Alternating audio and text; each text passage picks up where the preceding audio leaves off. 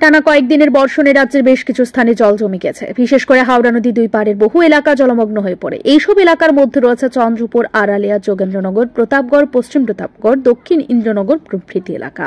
এইসব এলাকার বহু মানুষ এখনো শিবিরে অবস্থান করছেন। প্রশাসনের পক্ষ থেকে এইসব শিবিরে খাবার প্রদান করা হচ্ছে। সোমবার রাজ্যের বিভিন্ন শিবির পরিদর্শন করে খাদ্য সামগ্রী বিতরণ করেছেন পশ্চিম ত্রিপুরা লোকসভা কেন্দ্রের সাংসদ বিপ্লব কুমার দেব। মঙ্গলবার তিনি প্রতাপগড় ইংরেজি মাধ্যম স্কুলে শরণার্থীদের মধ্যে খাদ্য সামগ্রী প্রদান করেছেন। এদিন শিবিরে থাকা 1680 জনকে ত্রাণ বিতরণ করেন বিপ্লব কুমার দেব। ত্রাণ বিতরণকালে উপস্থিত ছিলেন আগরতলা পুর নিগমের deputy mayor Monika Das Dutta, BJP সদর শহরে জেলার সভাপতি অসীম ভট্টাচার্য, মণ্ডল সভাপতি স্বপ্না দাস সহ দলের অন্যান্য কর্মীরা। শিবিরে রামকৃষ্ণ মিশনের উদ্যোগে স্বাস্থ্য শিবির করা হয়েছে। এই শিবিরে মিশনের পক্ষ থেকে বিনামূল্যে ঔষধ প্রদান করা হয়েছে। প্রতাপগড় শিবিরে সাংবাদিকদের মুখোমুখি হয়ে সাংসদ বিপ্লব কুমার দেব বলেন, তিনি রাজ্যের মানুষের পাশে আগেও ছিলেন, এখনো আছেন, আগামী দিনেও রাজ্যের মানুষের পাশে তিনি থাকবেন।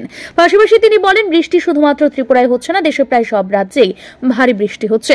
ত্রিপুরা থেকেও দেশের অন্যান্য রাজ্যে বেশি বৃষ্টি হচ্ছে। তবে এই বৃষ্টিতে যারা ক্ষতির শিকার, তাদের পাশে প্রশাসন যেমন আছে, তেমনি ভাবে দলের কর্মীরাও পাশে আছেন। তিনি বলেন, জল কমে এসেছে, যারা শিবিরে আশ্রয় নিয়েছেন তাদের এখন বাড়ি ফেরার সময়। তাই বাড়িতে গিয়ে যাতে অন্তত 3-4 দিন খেতে পারেন, এর জন্য তিনি ব্যক্তিগত উদ্যোগে চাল, ডাল, তেল, আলু, নুন সহ কিছু খাদ্য সামগ্রী প্রদান করেছেন।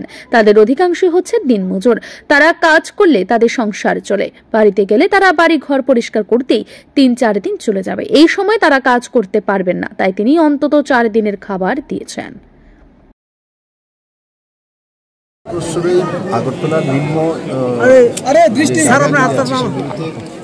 হাওড়ার জল আসে, প্লাস যদি বেশি বৃষ্টি হয় তখন এটা হয়। তার জল নিকাশনের জন্য এই সরকার কাজ করছে। প্রশাসন সঠিকভাবে মানুষের কাজ যে কাজগুলো করা সেগুলো করছে। আমি আজকে ঋষিকোণে নিয়ে এখানে এসেছি, ও তারপরে আরও 4-5টা জায়গাতে যাব।